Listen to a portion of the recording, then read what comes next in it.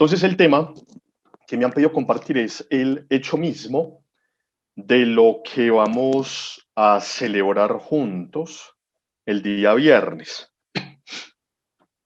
Yo quiero partir de unas premisas que les voy a ir compartiendo y alrededor de ello yo quiero que vamos pues como hilando y generando la reflexión. Lo primero sería, nosotros estamos viviendo hoy en nuestro contexto cultural una precariedad de lo simbólico. Estamos teniendo una fuerte carestía de significación, de elementos que nos permitan encontrarnos alrededor de una celebración, de un signo, de un símbolo y demás.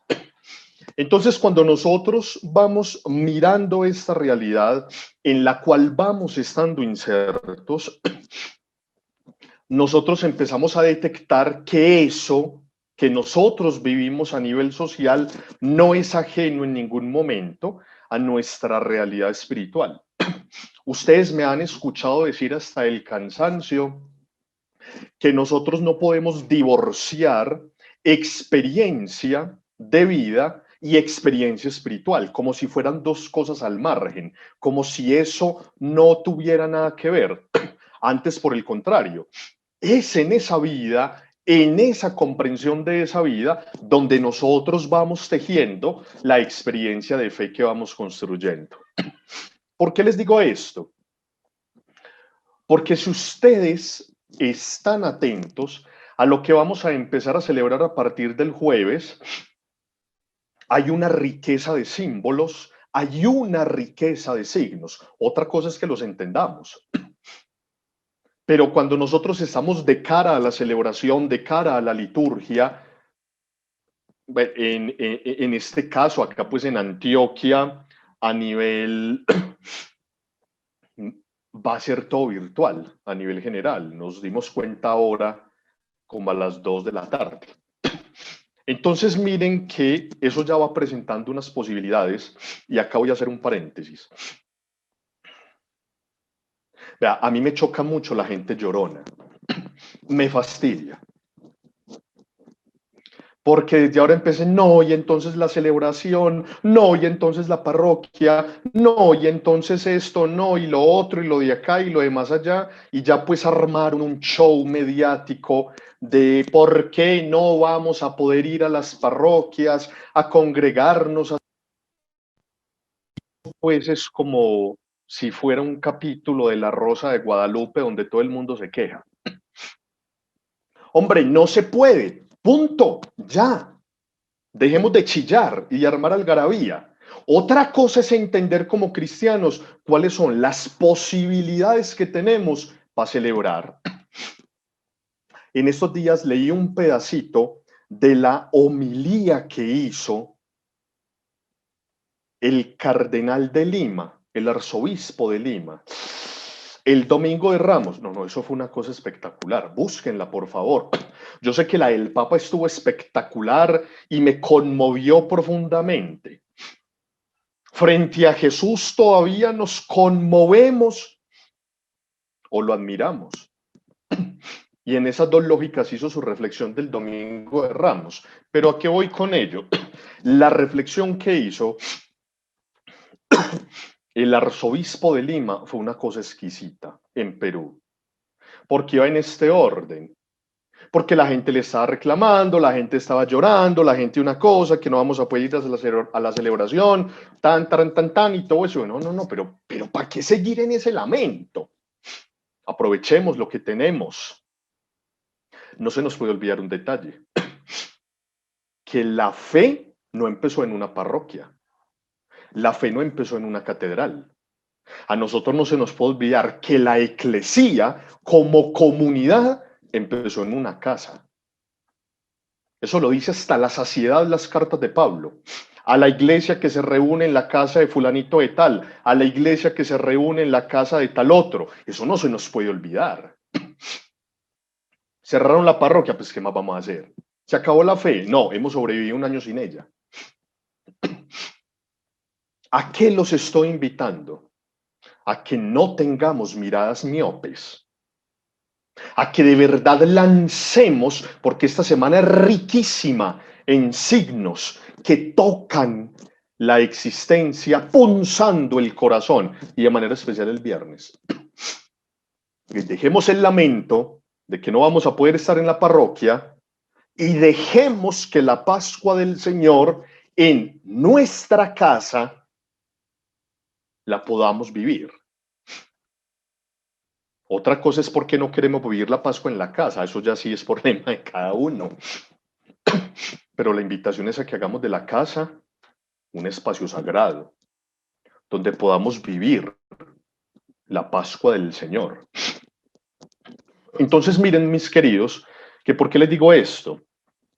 Porque cuando nosotros vamos hilando, cuando nosotros vamos conjugando, nos encontramos que del todo no captamos los signos que se nos van a dar en cada celebración.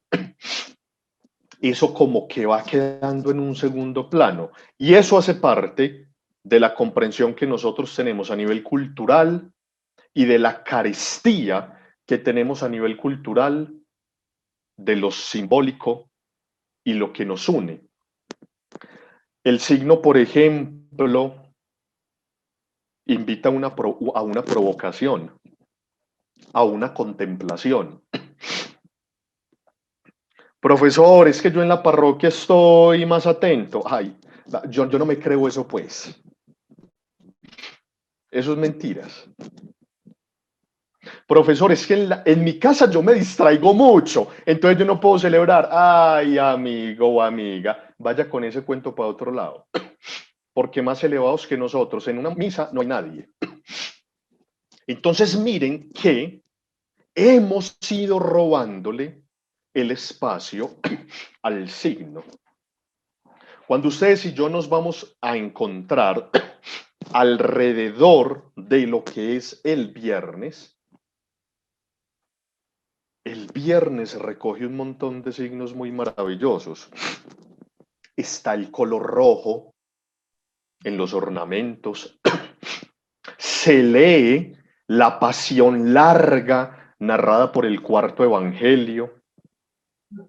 Está la postración de los sacerdotes en silencio al entrar al templo.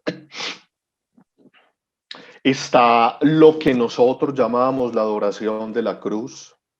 Está el silencio fecundo de la Iglesia Universal.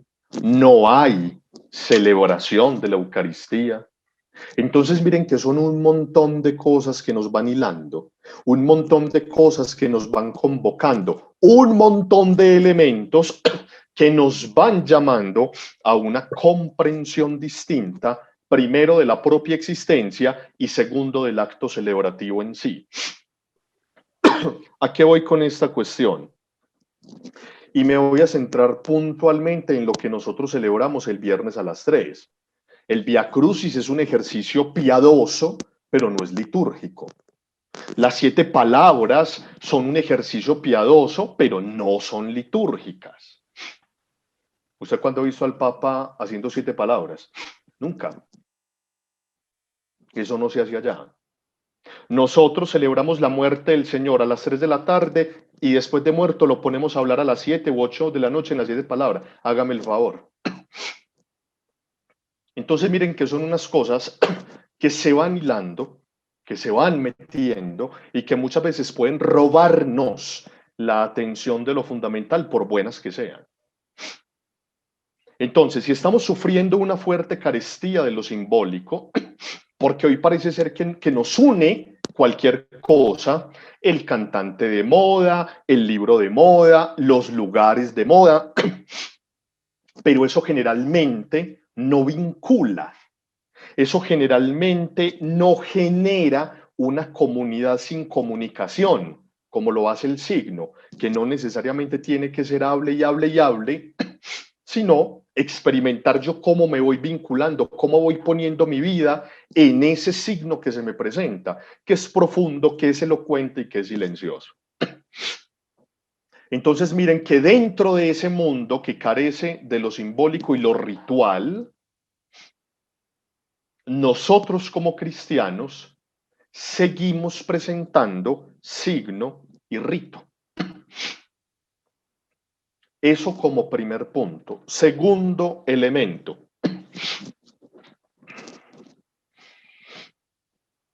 Hay un peligro muy grande, mis queridos, y es celebrar el tríodo pascual como si fueran cosas desconectadas, y de manera especial el viernes. Lo que celebramos el jueves y lo que celebramos el Viernes Santo no puede ir desconectado de lo único que fundamenta esa celebración, que la Pascua, no más. Hay gente que se queda en el jueves por el jueves, y eso es un peligro muy grande. Hay gente que se queda más en el viernes por el viernes, y eso es un peligro muy grande.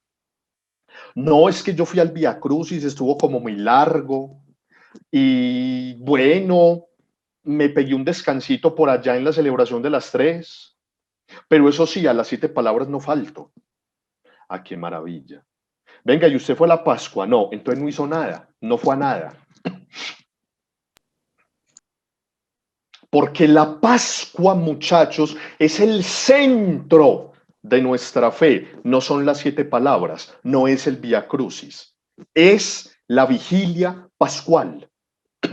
Si quiere, no vaya a nada, pero regales el tiempo como cristiano para que viva la vigilia pascual.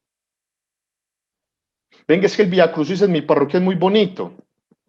Y venga, es que las 7 palabras del Padre es así, con ese tono 20 juliero como de novela. Y venga, es que la procesión de la soledad que este año no se va a poder hacer y el Santo Rosario a la Virgen de los Dolores. ¿Y qué hay que no se haga? Si no vamos a la Pascua, no celebramos nada. Por mucho Via Crucis, por muchas 7 palabras, por mucha visita al Santísimo. El centro es la Pascua, nada más. A partir de esa noche es que tenemos razón de habitar el mundo desde la fe cristiana. En esa noche es que usted y yo somos realmente engendrados en la misma vida de Dios. Por eso, si no vivimos el Jueves Santo desde la Pascua, no celebramos nada. Si no vivimos el Viernes Santo desde la Pascua, no celebramos nada. Por eso el Viernes Santo, que es el tema puntual que nos convoca, no es una celebración aislada. No, señor. Nosotros los cristianos, escuchen esto, no celebramos ni la muerte ni el dolor. Eso sería estar enfermo de la cabeza. No celebramos muerte y dolor. No. Los cristianos celebramos la vida que es pascualizada en la resurrección del Hijo. Por eso el telón de fondo del Viernes Santo se llama la Pascua.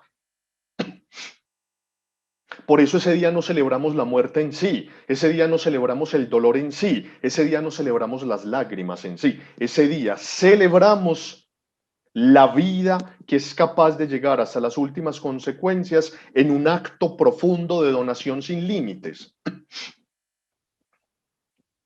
Por eso cuando contemplamos al crucificado, que es lo que el presbítero nos va a presentar en 3 momentos puntuales, miren el árbol de la cruz donde estuvo clavada la salvación del mundo. Acá hay un detalle que yo les quiero plantear.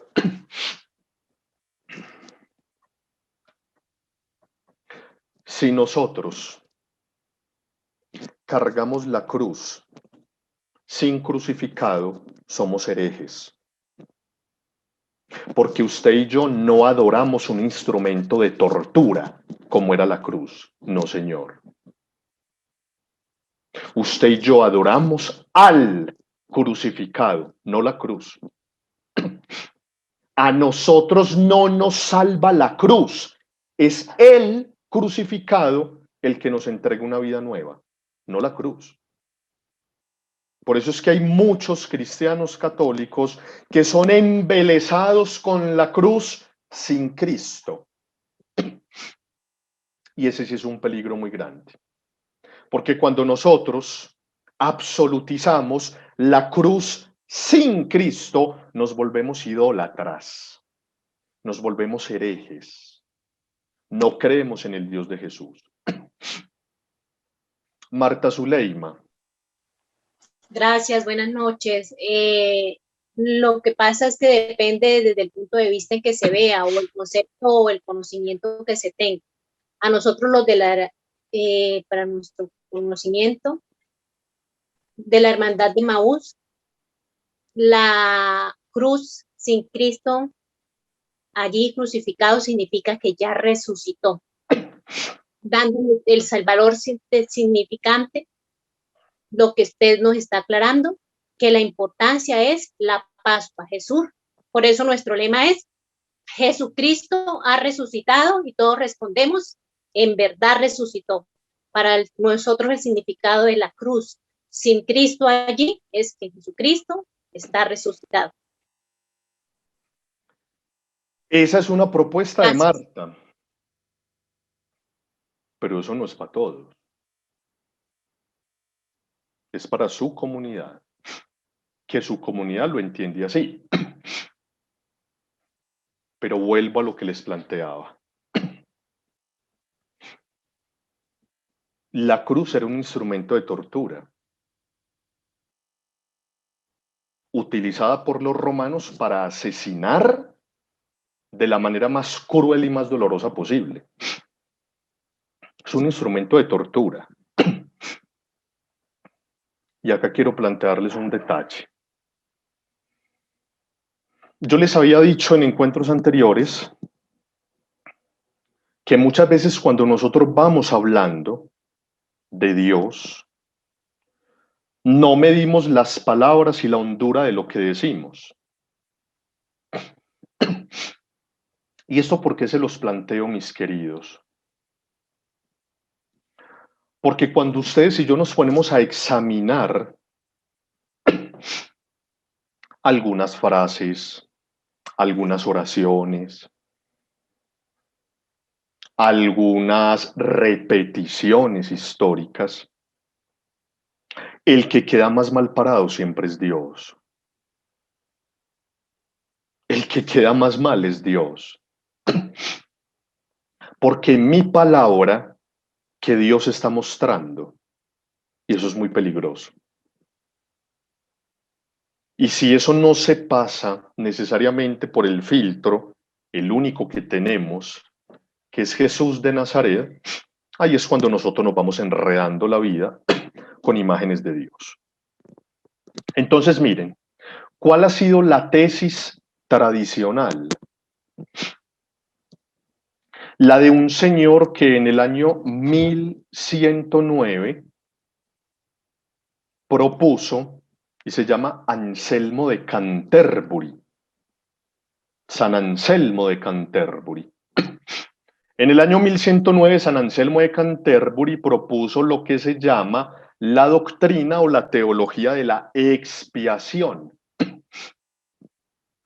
Se las resumo en estas palabras. Eso que se llama la teología o la doctrina de la expiación, la teología fundamental y sobre todo el discurso teológico que se llama revelación y fe, lo desmontó, gracias a Dios, porque ya vamos a ver las consecuencias. Anselmo de Canterbury en el año 1109 sostiene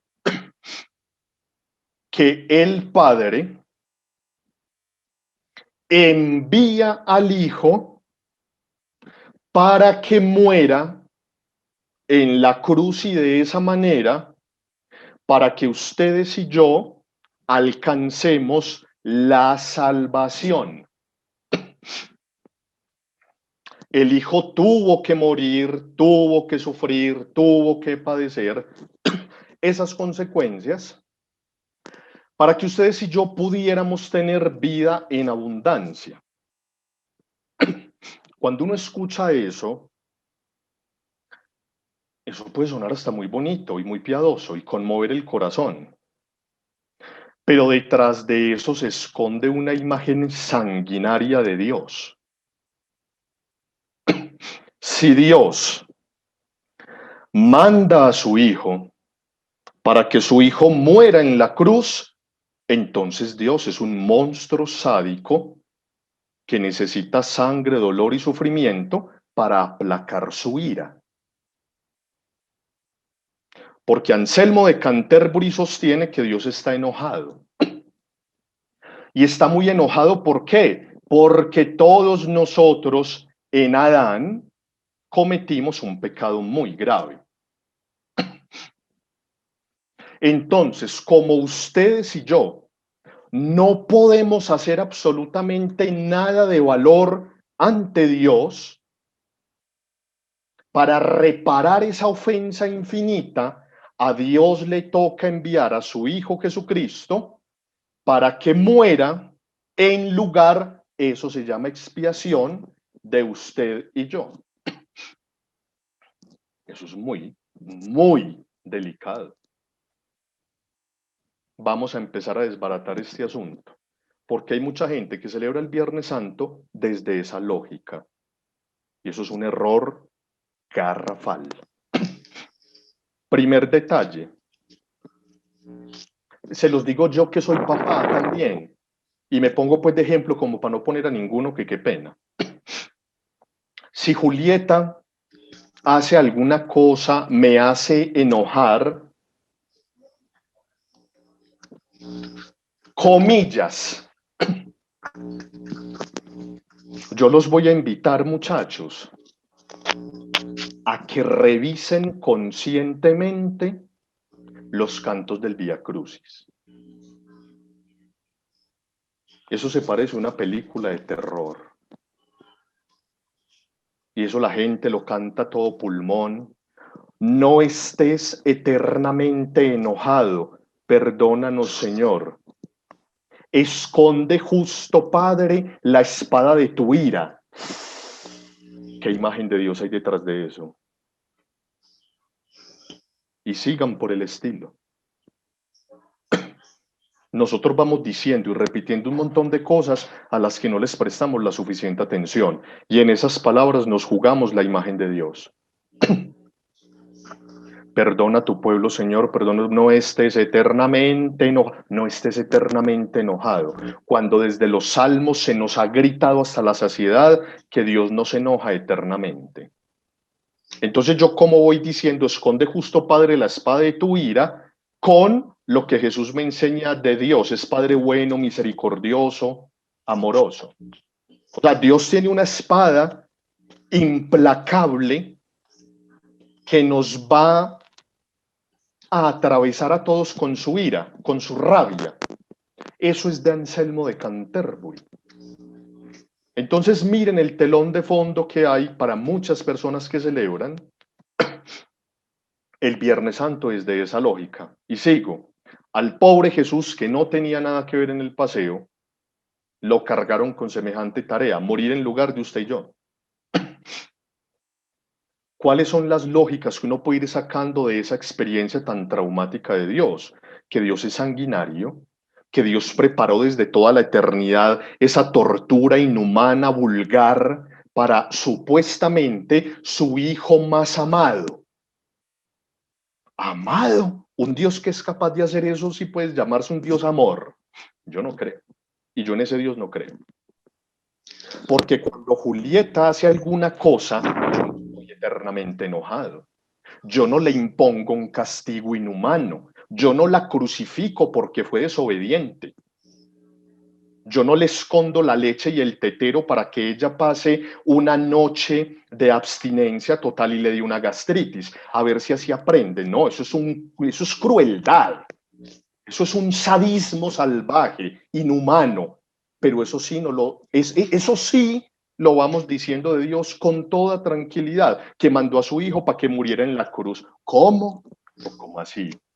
Y el capítulo 3 del Evangelio de San Juan nos dice que se encuentra con Nicodemo por la noche y Jesús le dice, tanto amó Dios al mundo que le entregó su Hijo amado, lo más amado. Entonces mire que nosotros vamos mezclando un montón de cosas y siempre el que termina más mal es Dios.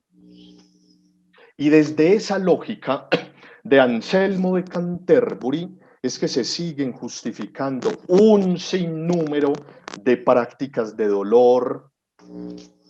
A mí me da tristeza, muchachos, me da tristeza. Y yo sé que son elementos culturales en muchas latitudes del mundo. Gente que se flagela, gente que va de rodillas. En estos días yo estaba sentado en la parroquia de San Pedro de los Milagros, acá que es donde vivo, ahí haciendo oración ante el Santísimo. Cuando me paré y ya iba a salir de la parroquia, había un señor y una señora que yo les pongo por ahí 70 años. Estaban entrando arrodillados con una cara de tragedia y de dolor, no ante el Santísimo, no, ¿qué tal? Ante la imagen del Señor de los Milagros. Eso sí lo quiere Dios. Si Dios es un Padre bueno y misericordioso, se goza y se deleita en que caminemos descalzos tantos kilómetros, en que entremos arrodillados a un montón de partes, en que suframos, en que nos duela, en que Dios estamos creyendo, muchachos. ¿Será que Dios necesita ser conmovido por nuestro dolor inenarrable? ¿O Dios está con nosotros viviendo el dolor, que es muy distinto? Por eso, miren, nosotros no celebramos el dolor, nosotros no celebramos la muerte en sí. La teología nos lo ha dicho a lo largo y ancho de la historia. Ese sacrificio, esa entrega, bastó y punto. Yo no tengo que añadirle nada a esa entrega total de Jesús. Pero cuando yo me pongo en el plano de querer añadirle algo a la entrega de Jesús, yo soy un ególatra narcisista, no tengo nada de espiritual, porque no estoy viviendo la gratuidad de la salvación. Anselmo de Canterbury nos presenta eso. ¿Y para qué vino Jesús a la tierra? Pues para morir por nuestros pecados. Y a eso se resumía toda la existencia de Jesús de Nazaret. Eso es muy pobre y muy vulgar. A nosotros no nos salva la sangre y el dolor. No, eso no tiene poder para salvar. A nosotros nos salva el Hijo de Dios, su entrega. Y eso es muy distinto. Por eso, reducir la pasión de Jesús a la cruz es empobrecer la pasión de Jesús. A nosotros nos salva esa vida total de Jesús. Su palabra, sus signos, su cercanía, su perdón, su misericordia, toda la vida de Jesús de Nazaret es lo que a usted y a mí nos posibilita una comprensión muy amplia, muy distinta de lo que es Dios. Si a nosotros nos salva la sangre, entonces no somos cristianos, somos vampiros. Si a nosotros nos salva el dolor, entonces no somos cristianos, somos masoquistas. Si a nosotros nos salva la tragedia de la crucifixión, entonces Dios no es un Padre lleno de amor y de ternura. Eso sería mentiras. A nosotros nos salva la vida entregada de un hombre que fue capaz de llegar hasta las últimas consecuencias. ¿Ustedes creen que el Padre quería ver a su hijo destrozado de esa manera? Si el Padre quiere ver a Jesús destrozado, entonces no es Padre, es un vulgar monstruo que necesita sangre y dolor para aplacar su ira infinita, como se sigue predicando por ahí en algunos grupos, que Dios está efectivamente, como dicen los cantos del Vía Crucis, eternamente enojado. No, muchachos, Si eso no tiene como telón de fondo la Pascua, que es la respuesta definitiva de Dios a esa entrega, entonces no vamos a celebrar ningún Viernes Santo. Nos vamos a quedar derrotados y encorvados en el dolor y en la tragedia.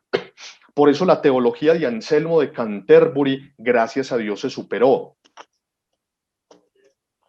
Gracias a Dios se superó, porque si no, hoy seguiríamos arrodillados y postrados ante el dolor y la tragedia, no ante la vida y la salvación, que es muy distinto. El cristianismo no es un mensaje de dolor, el cristianismo no predica la sangre, el cristianismo no predica la muerte, el cristianismo predica la vida total que ha sido dada en Dios, en esa vida total que ha entregado el Hijo. Entonces miren que las consecuencias de esta manera de captar y de vivir lo que vamos a celebrar el viernes, que es la celebración de la muerte del Señor, no es un fracaso en sí mismo.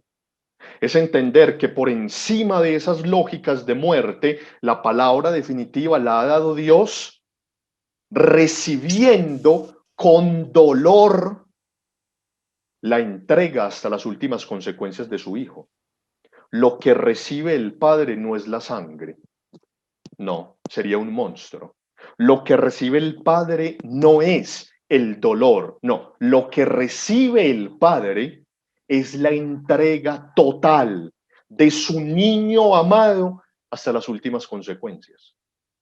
Y esa entrega total es la que nos posibilita a todos nosotros en esta hora de la historia una comprensión más amplia de la vida que es atravesada por el dolor y el sufrimiento. Ahora, ¿cuáles van a ser las consecuencias de lo que vamos a celebrar el viernes? Consecuencias existenciales. Las consecuencias existenciales que se nos provocan a todos a partir de la celebración del viernes es una, bueno, son muchas, pero una en especial. La primera, que ante la cruz, ante el dolor, ante la tragedia y ante el sufrimiento,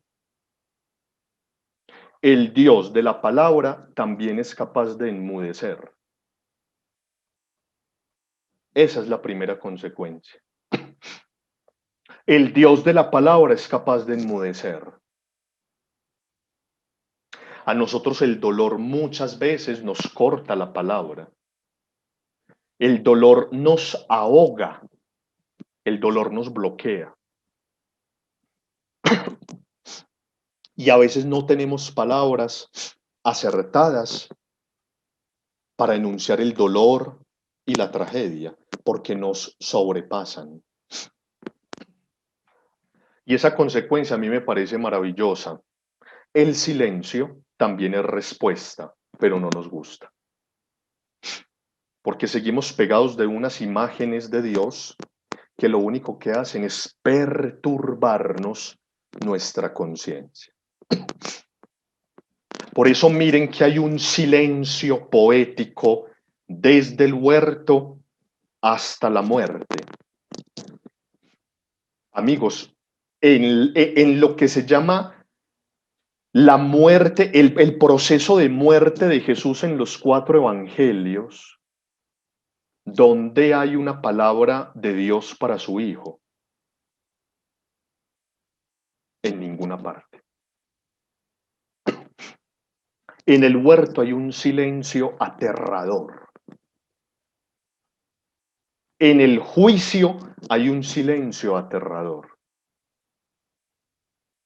En la flagelación hay un silencio aterrador. En el Calvario hay un silencio aterrador. Por eso en el grito del crucificado, nuestros gritos tienen una voz. En el ¿por qué me has abandonado?, que nos vincula estrechamente a la experiencia de Jesús, le podemos gritar a Dios desde nuestras tragedias. Vean, amigos, en la cruz se destruye todo respeto pulcro ante Dios. Y por eso en ese ser humano destrozado, colgado de un madero, nosotros podemos relacionarnos con Dios de una manera distinta. El dolor hace parte de la fe, no por la fe en sí, sino porque la fe es vivida en seres humanos, en seres humanos. El dolor es asumido por Dios.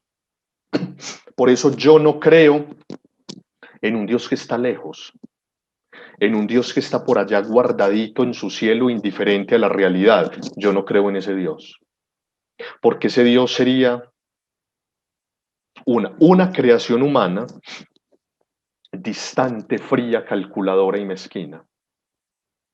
¿Dónde está Dios en la cruz del Hijo?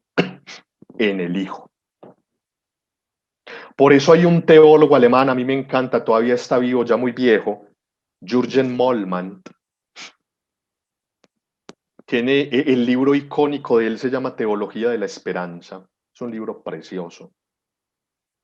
Y Moltmann dice, en la muerte del Hijo, todas las muertes del ser humano destrozan las entrañas del Padre, porque todas esas muertes son vividas con la misma violencia en el corazón de Dios. ¿Sabe qué es lo maravilloso de contemplar el crucificado? Que tenemos un Dios que es capaz de sufrir. Eso es una maravilla. Que tenemos un Dios que siente, un Dios que llora, un Dios que grita. No tenemos un Dios por allá pulcro en medio de su santidad. No, no, no, no. Unas horas antes Jesús ya le había enseñado a sus amigos en dónde estaba Dios y en dónde estaba Dios profe, arrodillado, lavándoles los pies. Por eso esa muerte del Hijo, que es una muerte pascualizada, es la que nos va a vincular mucho más a la palabra definitiva de Dios, que es Jesús.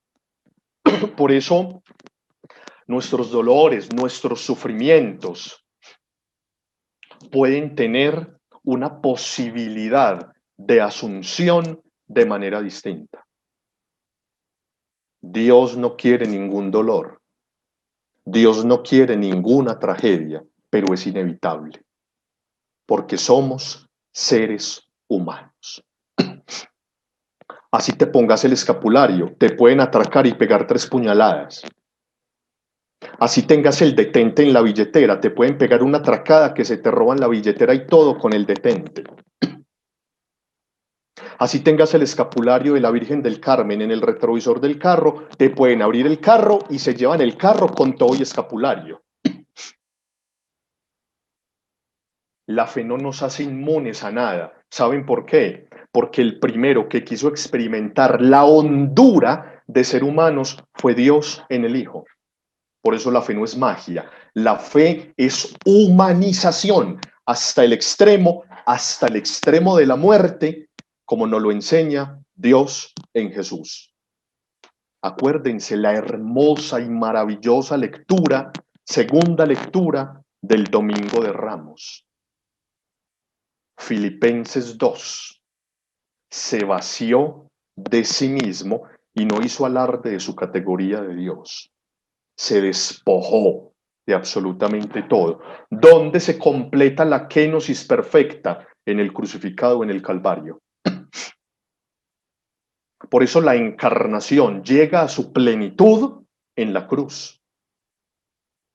La encarnación llega a su plenitud cuando el Hijo es capaz de entregar la vida hasta las últimas consecuencias, aún en medio de la duda, del dolor y las lágrimas, confiando en su Padre, aunque sea de manera muy frágil. Por eso miren que la primera lección del Viernes Santo nos sitúa de cara a nuestra peor tragedia, que yo creería no es la muerte, sino el dolor. Nosotros le tenemos miedo al dolor. Ahora, mis queridos, Les pongo otro ejemplo para ir cerrando ese primer puntico de las enseñanzas del viernes. Hay mucha gente que delante de un crucificado le piden a Dios que les quite el dolor. ¿A ustedes no les parece eso muy contradictorio? Como si la imagen que estuviéramos contemplando no tuviera heridas, no tuviera dolor, no tuviera una tragedia, no tuviera un silencio aterrador. Por eso ante el crucificado, yo no le tengo que decir a Dios que me quite el dolor, porque estoy viendo a su propio hijo atravesando la escuela del dolor. ¿Dónde está el Padre en la pasión del Hijo? En el Hijo. Por eso miren que nuestra actitud ante Dios debe cambiar a partir del Viernes Santo. Porque el dolor, la tragedia no es lo que tiene la última palabra en nuestra vida. ¿Tenemos que pasar por él? Sí, es inevitable, somos seres humanos. Y en esa humanidad que es frágil, vulnerable, caduca, que lleva toda la memoria trágica de la historia, es donde Dios ha querido solidarizarse hasta el extremo con nuestros dolores, con nuestras angustias, con nuestros desgarros. Tenemos un Dios capaz de sufrir. Tenemos un Dios capaz de sentir. Tenemos un Dios capaz de hacerse solidario hasta las últimas consecuencias. Segundo detalle. A partir del Viernes Santo, nosotros vamos entendiendo progresivamente, eso solo se entiende en la vigilia pascual, que aunque las apariencias digan lo contrario, la muerte no tiene la última palabra. Por eso miren que esa es una de las lógicas de la pasión que se lee el Viernes Santo. La pasión que se lee el Viernes Santo es la pasión del Evangelio de San Juan. Y entre muchos argumentos hay uno muy bello, y es el Jesús presentado por el cuarto Evangelio, por el Evangelio de Juan, es un Jesús que libremente entrega su vida. Entonces nos están diciendo que no es un derrotado, que no es un obligado, que no es por coerción externa, sino por voluntad propia. Por allá en el capítulo 10 del Evangelio de San Juan, en ese discurso hermoso del pastor bello o bueno, Jesús dice, a mí nadie me quita la vida, yo la entrego libremente. En la lógica del Evangelio de San Juan, eso es lo que va a imperar en la pasión de Cristo, en la pasión de Jesús. A Jesús no lo matan, Él entrega su vida libremente. ¿A quién buscan? Nos van a decir en el huerto. A Jesús el Nazareno, yo soy. Ey, Pedro, escóndeme pues detrás de ese arbolito para que no me pillen mientras yo me vuelo. No, no, no, no, no, eso no está en San Juan. En San Juan Jesús se presenta, se expone, yo soy. Por segunda vez buscamos, ¿a quién buscan? A Jesús. Ya les he dicho que yo soy. Jesús el Jesús de Juan nunca se esconde, porque el Jesús de Juan no tiene nada que guardar, lo entrega todo. O una frase muy hermosa de Monseñor Ricardo Tobón Restrepo, el arzobispo de Medellín, en alguna de las 7 palabras que él ha presidido. Y él decía, al final, en lo que se llama el descendimiento, una cosa muy bella. Cuando la muerte llegó al Calvario, se fue frustrada, porque ya no tuvo más que arrebatarle a Jesús, ya lo había entregado todo.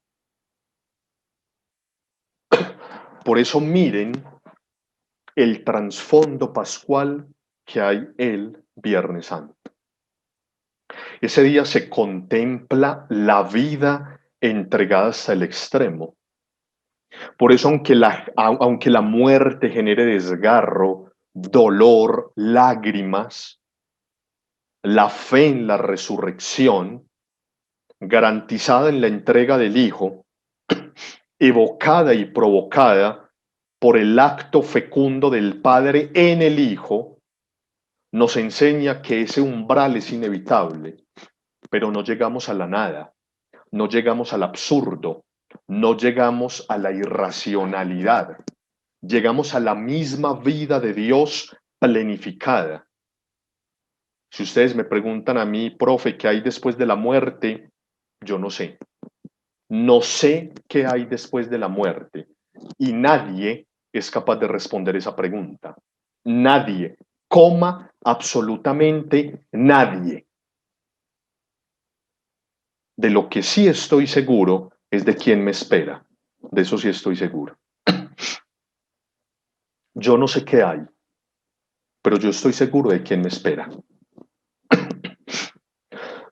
Por eso miren, mis queridos, que aunque la fe se ve truncada en la experiencia del dolor del Hijo, en esa misma escuela, a mí me llamó mucho la atención que el Papa Francisco el domingo haya utilizado una frase en su homilía que no es de él, sino de un teólogo que muchos han considerado muy problemático en la iglesia. A mí me encanta y para mí es el mejor teólogo vivo que existe en este momento en el mundo.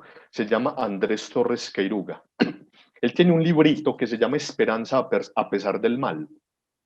Y el último capítulo de ese libro lo ha titulado La cruz, la última cátedra para Jesús. Y el Papa utilizó esa expresión exacta en su homilía. Eso me llamó poderosamente la atención. Amigos, la cruz es una cátedra. Porque en la cruz, en medio de tanto dolor, de tanta tragedia, paulatinamente se nos va revelando una provocación más fecunda y más profunda. Los hombres y mujeres que tenemos fe y no tenemos fe, vivimos el sufrimiento. ¿Dónde está lo distinto entre unos y otros? En cómo lo asumimos. Por eso cuando se nos presenta a Jesús crucificado, muerto en la cruz, se nos está invitando a contemplar no al muerto en sí. Vuelvo y lo repito, nosotros no creemos en la muerte, creemos en la vida, creemos en la resurrección de los muertos, lo profesamos en el credo cada 8 días. Por eso la vida de definitiva, aunque las apariencias digan lo contrario, es lo que Dios es capaz de sacar, de hacer brotar, de regenerar en una existencia nueva. Y eso solamente lo puede hacer Dios. En nuestros dolores, en nuestras oscuridades, en nuestras ambigüedades, en nuestras crucifixiones, el Padre es capaz de seguir sacando vida. Tercero, el Viernes Santo nos hace entender hasta dónde llega la auténtica solidaridad, la auténtica donación, la auténtica kenosis. Ahorita les decía que la plenitud de la encarnación se da en la muerte del Hijo. ¿Y por qué les digo que en la muerte y no en la resurrección? Porque es que lo último, lo más nuestro, lo que nos identifica a todos es que vamos a morir. La muerte es lo que nos hermana en la diferencia. Por eso la encarnación definitiva es morir. De esa muerte es que el Padre va a sacar la vida abundante que nos trasciende a todos y nos habita. ¿Por qué les digo esto? La donación no es dar mercados. Eso es muy fácil. La donación no es dar platica, aunque se necesita. La donación no es dar regalitos bellos y hermosos, no. La donación al estilo de Jesús es entregarnos hasta las últimas consecuencias. Así eso implique morir. Por eso miren que el único que es capaz de amarnos desde esa lógica tan exigente es Dios. Nosotros somos condicionantes, nosotros ponemos muchos peros. Por eso el Papa Francisco invitaba el domingo con una expresión: dejémonos sorprender de Dios. Dios todavía nos sorprende. Cuando yo miro un crucificado, todavía soy capaz de conmoverme o genera simple admiración. ¿A qué voy con esto, mis queridos? La vida solamente la podremos merecer en la medida que la entreguemos. La vida solamente podrá ser nuestra cuando la entreguemos. La vida solamente va a ser digna de ser vivida cuando seamos capaces de donarnos hasta el extremo. Por eso lo que estamos contemplando en la cruz, lo que estamos palpando en la cruz, a través del color rojo de la liturgia, a través del silencio contemplativo, a través del crucificado en alto, es la entrega de un amor que es capaz de llegar hasta la muerte misma. Tanto amó Dios al mundo que le ha entregado a su Hijo para que nadie muera. Dios no quiere la muerte de nadie, pero sabe que es inevitable.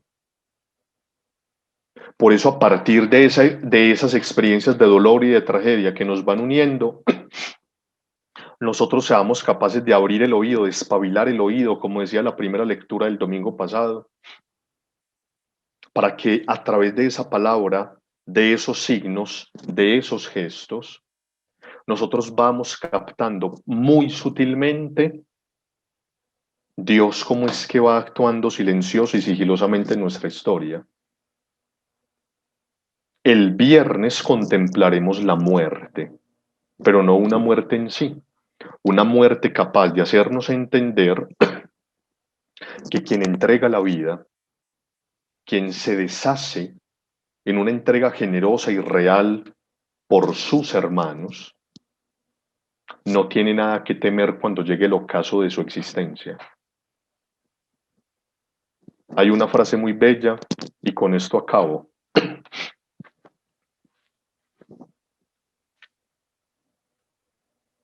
Al final de la tarde,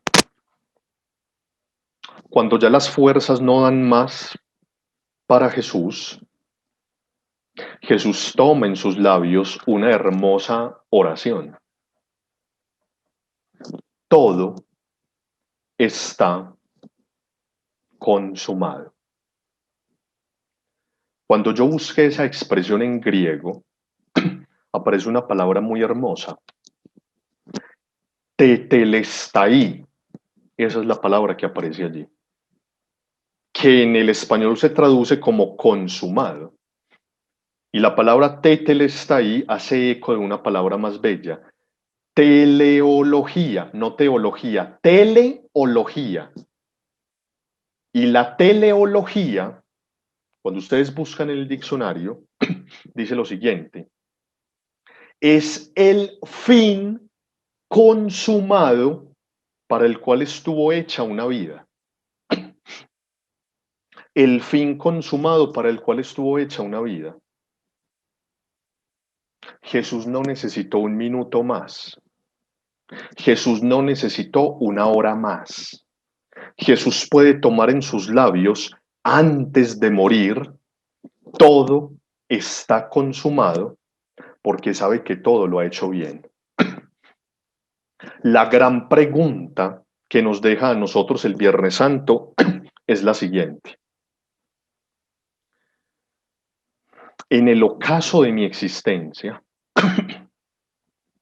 cuando yo esté muriendo, yo podré tomar en mis labios las mismas palabras de Jesús. todo está consumado. Delante del crucificado, el viernes, respóndanse a sí mismos si lo podemos hacer o no. Si a nosotros nos salva la sangre derramada del Hijo en la cruz, Dios es un sanguinario. Y si Dios necesita derramar la sangre del Hijo para salvarnos, Dios es un vampiro. Entonces, Dios amor, Dios misericordia, Dios entrega, no cabría en la lógica de Jesús. Jesús no quería morir, como ninguno de nosotros quiere morir. Porque Jesús tiene la convicción de que su Padre bueno lo quiere vivo, pero es inevitable que muera. ¿Y por qué es inevitable?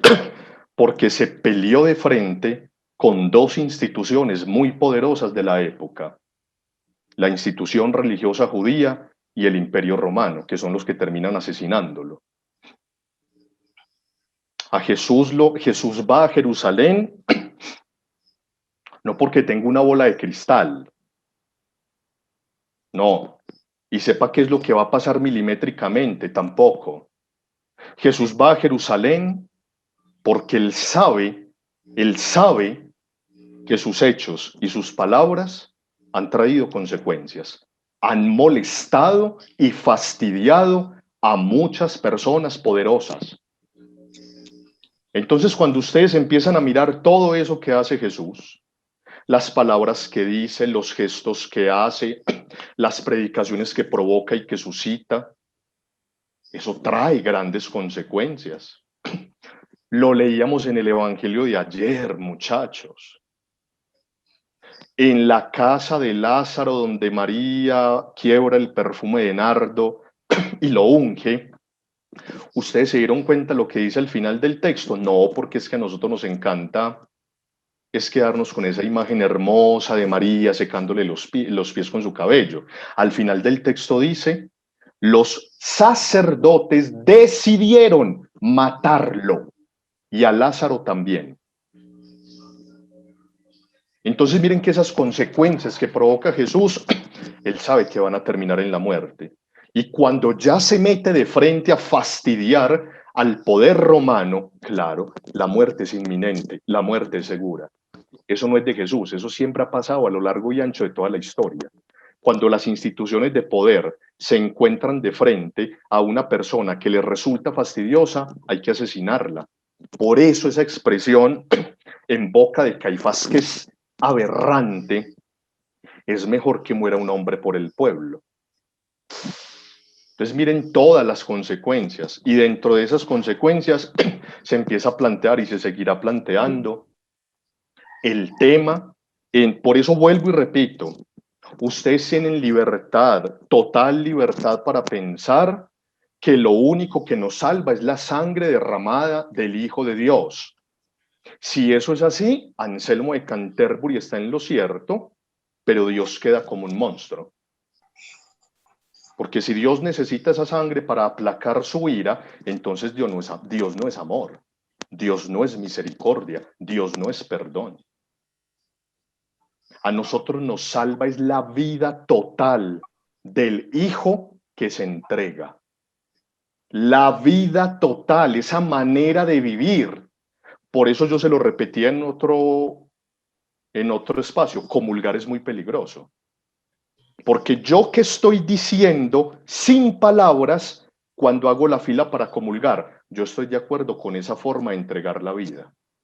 Hagan esto en memoria mía. ¿Qué? Entregar la vida de esa manera. Por eso miren muchachos, que por eso empezaba. Desde esas lógicas el que queda más mal es Dios. La muerte de una persona que se ha amado con intensidad, de una persona muy importante. Cuando se murió mi abuela, yo estaba en el seminario y a mí me correspondió hacer la homilía en esa misa. Mi abuela fue mi mamá. Yo viví con ella desde el primer día de nacido hasta que ella murió. Y yo recuerdo que yo empezaba la homilía de ese día con estas palabras. Hoy es un día para enloquecer de alegría. casi me matan. ¿Y por qué me querían matar? Porque mis tías estaban sumidas en el dolor, por el dolor, en la tragedia, por la tragedia. Pero cuando nosotros tenemos fe, y ojo, fe en un Dios como el de Jesús, nosotros no creemos en la muerte. Entonces no seríamos cristianos. El sábado, que es el día más grande, por eso es que hay gente que se fascina solo con el Viernes Santo, son idólatras. Si yo no soy capaz de vincularme existencialmente a la vigilia pascual, que es el día más grande para los cristianos, entonces yo no celebré nada. Es decir, que la más maravillosa noticia, como decía Guadalupe, que la más maravillosa noticia que me pueda dar el Padre a mí es que yo no voy a morir. Es que las personas que yo he amado no se perdieron en la nada. Eso me tiene que hacer explotar de alegría. Por eso esa noche vale la pena ser vivida con todo. Cada lectura, cada gesto, cada palabra, dejarnos conmover hasta las lágrimas por el pregón pascual. Es que se nos está dando la única y buena noticia que vale la pena ser creída y vivida. No voy a morir. Yo estoy hecho para la vida, yo no estoy hecho para la sangre, yo no estoy hecho para el dolor, yo no estoy hecho para la tragedia, yo estoy hecho es para la vida y para la vida en abundancia. Tenemos que aprender a dimensionar eso, porque ¿saben qué es lo que nos enseña el Viernes Santo? Una nueva manera de relacionarnos con la muerte, que será inevitable, pero me puedo relacionar con ella de manera muy distinta. Por eso tenemos fe. Por eso creemos en el Dios de Jesús. Por eso es que yo, Luis Fernando González Gaviria, no concibo que una persona que diga tener fe y fe en el Dios de Jesús y fe en la resurrección de los muertos, vaya cada 8 días a llorar a un cementerio. Esa persona entonces no cree nada. Esa persona sigue estando como la Magdalena, arrodillada buscando la muerte y llorando la muerte. No somos capaces de escuchar que nos llama por nombre propio. Y ese llamar por nombre propio solo lo hace la vida en plenitud. Les he dicho que a nosotros este libro no nos salva, pues ni más faltaba. Este libro es un libro como cualquier otro. Por la fe nosotros captamos la palabra de Dios que se contiene allí. Y en clave cristiana, nosotros sabemos que la palabra es ¿quién? El Hijo. El Hijo es la palabra. Cuando yo configuro mi existencia con esa palabra que no es una letra, sino una persona, Jesús, yo estoy de acuerdo y libremente aceptando, hombre, esa forma de vida, yo la quiero para mí. Yo quiero vivir esa forma de vida que es la que propone Jesús de Nazaret. Por eso muchas veces nosotros también comulgamos sin saber qué estamos haciendo. Ángela, tenés la mano levantada y vas a decir algo más. Bueno, vamos a hacer una oración y con eso cerramos este espacio. Yo los quiero invitar para que en ese momento podamos dejar a Dios ser Dios. Podamos experimentar que lo único que quiere Dios para nosotros es vida y vida en abundancia. Y que esta semana lo vamos a hacer consciente de manera especial. Padre bueno y misericordioso, en esta noche te presentamos nuestra existencia. Nuestra existencia que es don, nuestra existencia que es dada y nuestra existencia que tú nos propones entregar al estilo de tu Hijo. Gracias porque nos permites también el don de la memoria y en esa memoria celebrar, en esa memoria crear lazos, en esa memoria vincularnos existencialmente. Gracias porque en los signos y en los símbolos que nos vas a ir presentando durante todos estos días, nosotros podemos ir entendiendo que tú eres de todo, menos lo que pensamos. que nuestras elucubraciones son pequeñas, frágiles, caducas, pasajeras, pero que solamente tu amor misericordioso siempre será lo nuevo, siempre será lo único que nos salve. Un amor entregado hasta el final, una vida regalada y donada hasta el final. Permítenos vivir el Viernes Santo, el misterio de un amor que nos supera,